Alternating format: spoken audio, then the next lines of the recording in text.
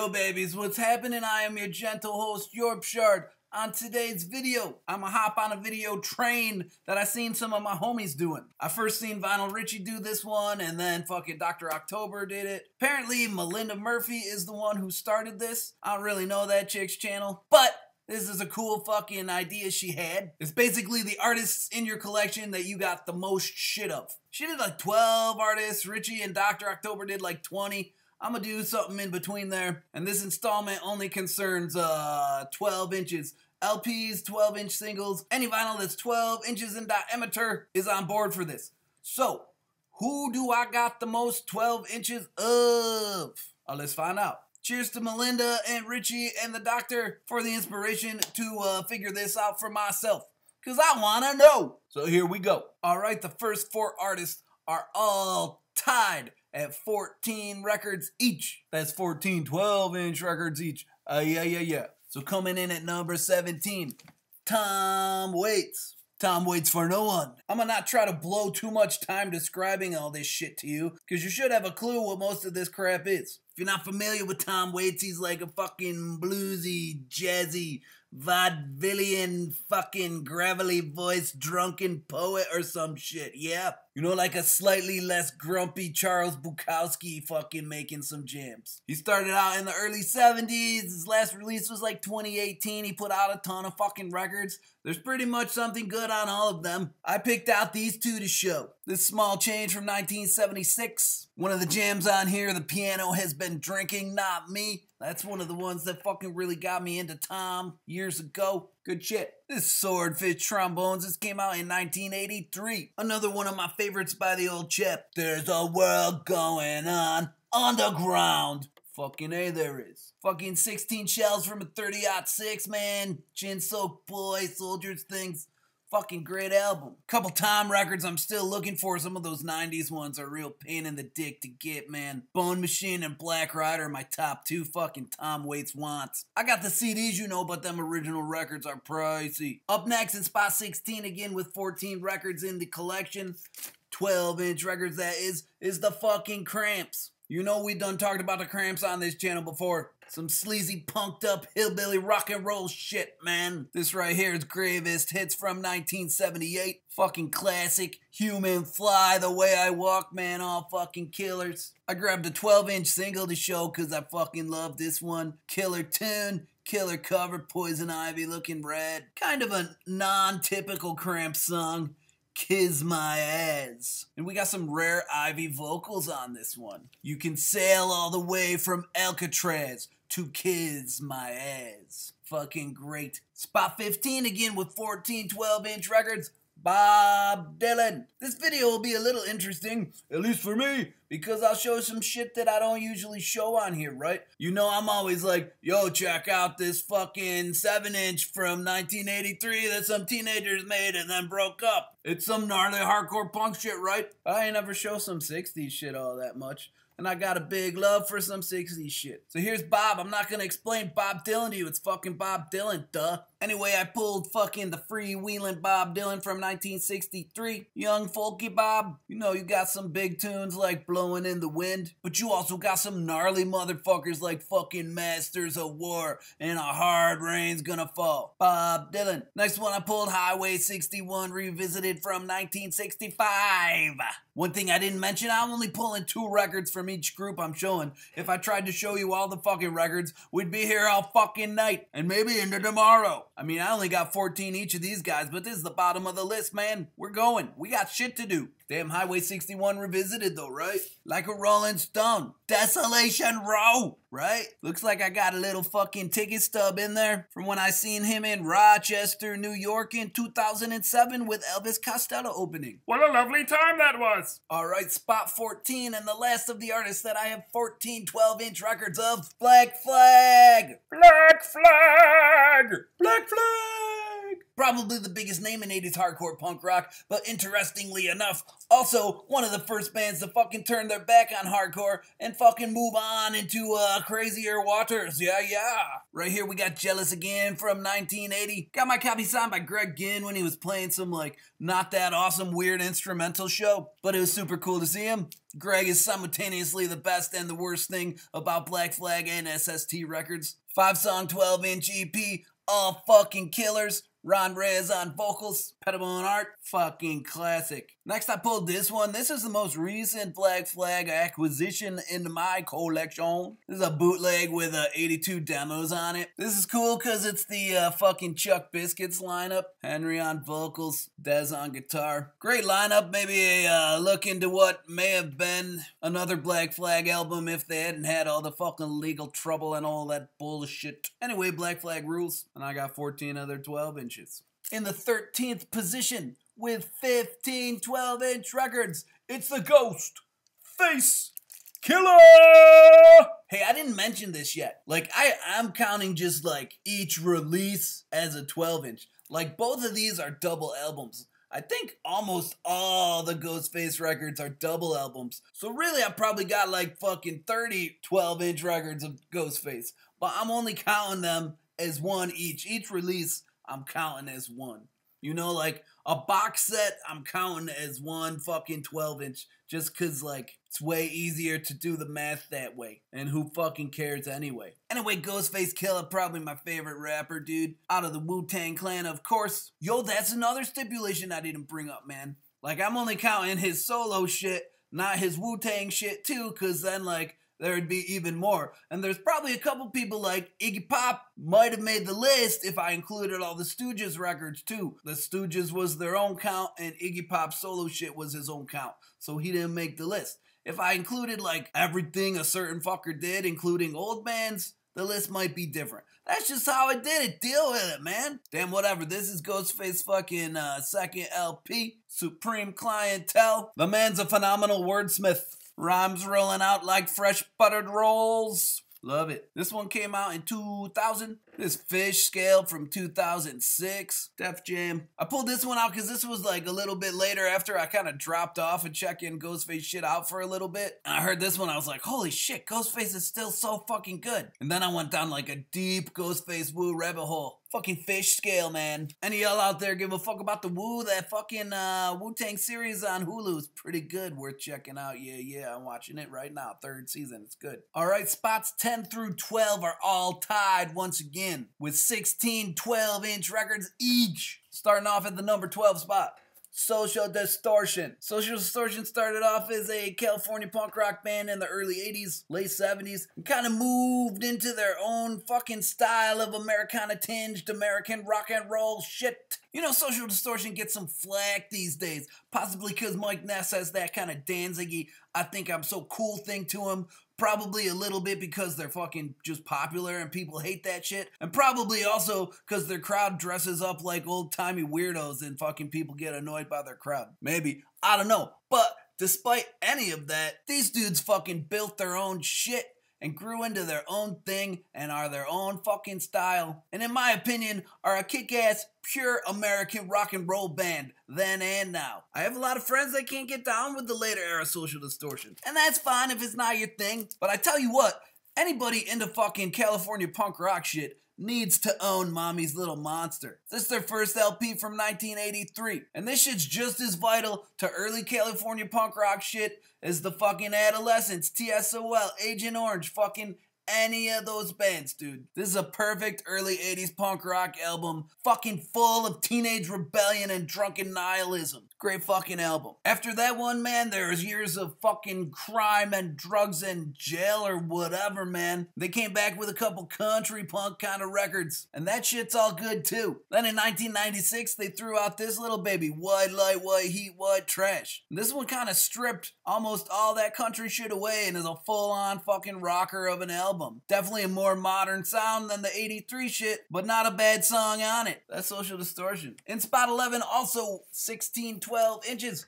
Susie and the Banshees. UK, punky, gothy, new wavy at times, fucking depending which album you pick up. Cool band. Here's their debut album, The Scream from 1978. Post-punk before there was post-punk. Some of their harder edge shit. Fucking Jigsaw Feeling, Overground, Carcass, man, Metal Postcard, Switch. Great album. It's my taker from the last time I seen Susie in fucking 2002. She's finally playing shows again. That's awesome. Also pulled Kaleidoscope from 1980. One of my other favorites by her for sure. Fucking Christine, the Strawberry Girl. This is the Happy House. We're happy here in the Happy House. Good shit. Susie and the Banshees. In the 10th spot, but also tied with the last two at 16 12-inch records.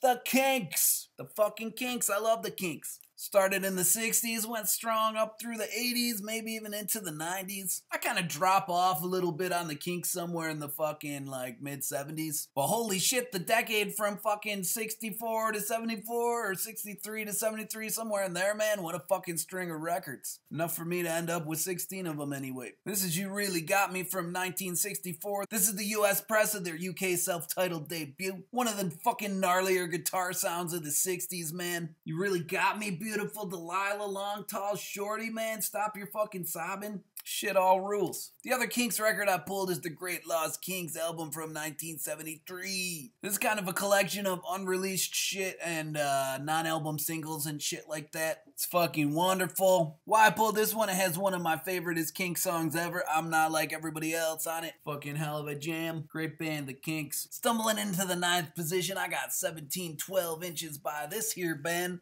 The fucking Meat Puppets. Yo, you get down with the Meat Puppets. What a fucking amazing band. Another one, they kind of made their own genre at some point, man. They always only sounded like themselves. Ain't nobody could sound like the Meat Puppets. Not at the beginning when they're a crazy hardcore band. Not in the middle. And not now. It's like some fucking psychedelic Neil Young desert punk jammage, man. Real distinctive vocals, real distinctive artwork, incredible guitar playing. Meat Puppets, 0 bad albums. Here's the 2 I picked today. Huevos.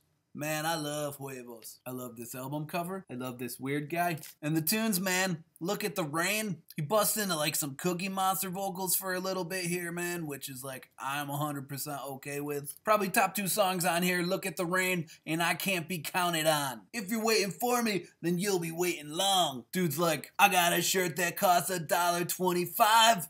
I know I'm the best dressed man alive. Haha. Fucking Meat Puppets. Huevos, great album, 1987, SST Records. Meat Puppets are still going strong and still putting out awesome shit. This is one of my favorites out of the latter day era. Came out back in 2009, Sewn Together. Fucking hell of a listen. Fancy colors. Great band, Meat Puppets. I got 17 of them. In the 8th position, I got 18 12-inch records by this man.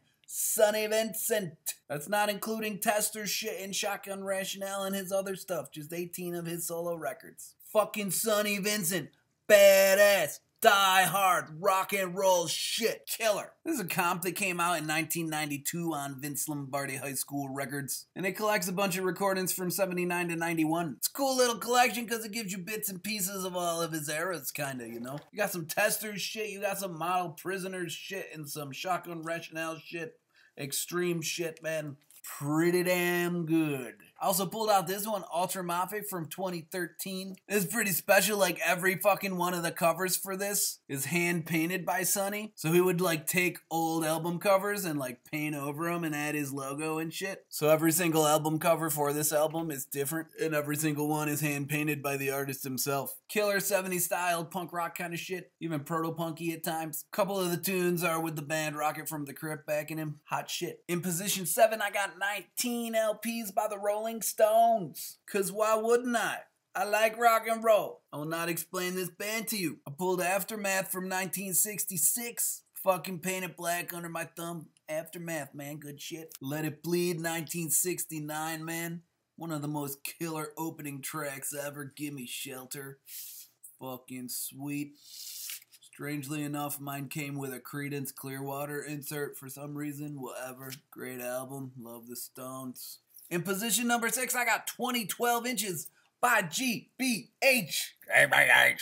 Fucking top 2 UK 82 punk rock shit. Like punk plus Motorhead plus hardcore. It's fucking good shit. Fucking love GBH, obviously. Got this one autographed by Colin and Jock and Ross when I seen them at this fucking show. Here's a ticket stub. I think this is the first time I ever seen them. 2003, Buffalo, New York with the Circle Jerks. That show fucking ruled. GBH fucking rules. I am the hunted. I'm the fucking hunted. Great album. I also pulled this one, Church of the Truly Warped from 1992. GBH has a lot of cool records. Sometimes late 80s, early 90s, GBH gets unjustly shit on in my opinion. Church of the Truly Warped, despite its weird album cover, which doesn't necessarily suck, it's just weird, is a killer album, man. Fucking leather coffin, bro. Maybe dead but not forgotten, went to hell in a leather coffin.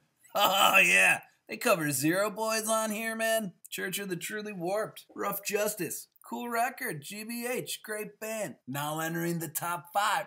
In the 5th position with 21 12-inch records. The great Motorhead. Right, Motorhead? Some fucking hard and heavy rock and roll shit. On speed. Can't fuck with Motorhead. Here's Overkill 1979. Fast Eddie, Filthy Phil, and Lemworth von Lemskis.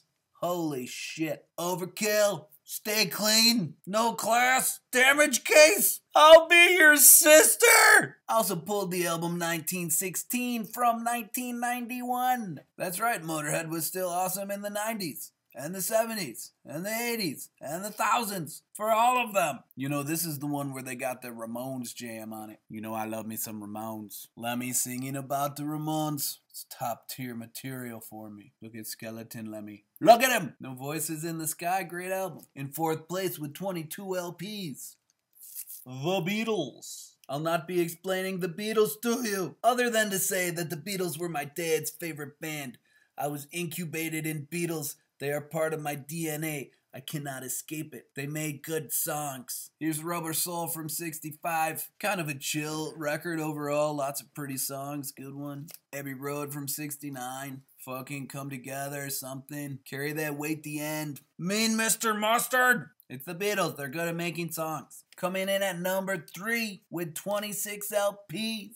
Similar to the Beatles, this was built into the fabric of my early upbringing, the Beach Boys. The Beach Boys were my very favorite band when I was like a little kid. Like I'm talking like from 5 until like 8 or so. My very favorite band.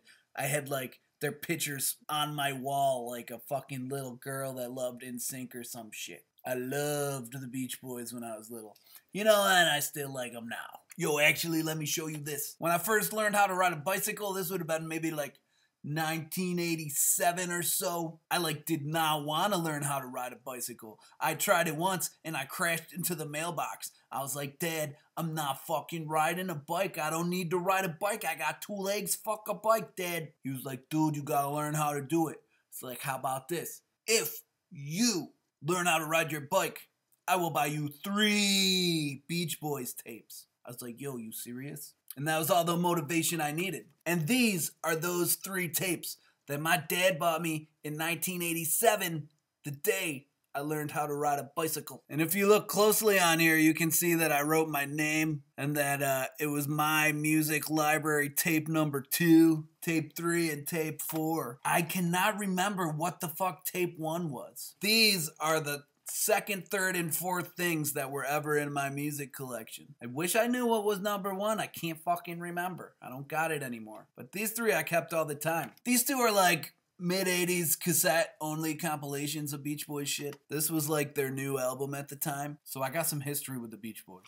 And I also have 26 of their albums on vinyl. Here's the first one from 1962, Surfin' Safari. You know, a lot of people I think fucking misread the Beach Boys too and think like, they just think of like some singy, poppy, fucking doo-woppy bullshit, man. People forget the Beach Boys were a rock and roll band, man. They definitely do add some doo-wop vocal group kind of shit into the rock and roll. And of course that surf sound. Some jagoff was kind enough to fucking write all this shit on here for some reason. Whatever. I also pulled this one, Sunflower from 1970. There's a lot of good shit in between these 2 albums, including Pet Sounds, you know, one of their biggest ones. But you don't hear about this one as much. Sunflower. You know, this is after they fucking were rich. They started being dads. Their fucking fucking around with acid and shit still. It's like some mellow acid glazed fucking 70s fucking soft rock or some shit, man. But there's some really fucking pretty and killer tunes on here. Fucking